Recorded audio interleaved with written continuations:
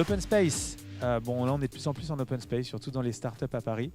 Euh, Moi c'est quelque chose qui me plaisait pas du tout au départ, parce qu'à la base en fait au tout début d'Ametix, on était avec mes associés, on avait chacun un très beau bureau de direction, fermé, avec un petit canapé, des fauteuils, etc. Et c'était le grand luxe.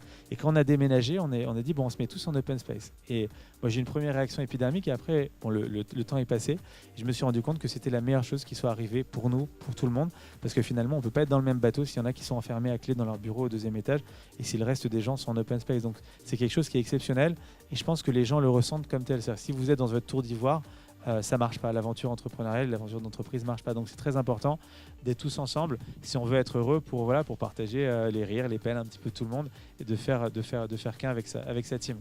Donc moi j'ai une question par rapport à l'open space.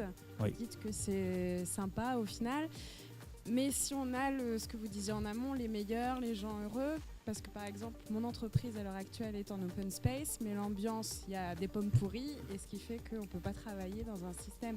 Donc l'open space c'est bien, mais sous certaines conditions, non ? Bien sûr.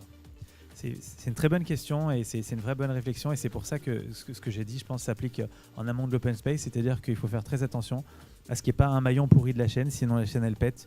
On peut avoir tous les baby-foot du monde et tout le sable dans les salles et les trucs comme ça et tout.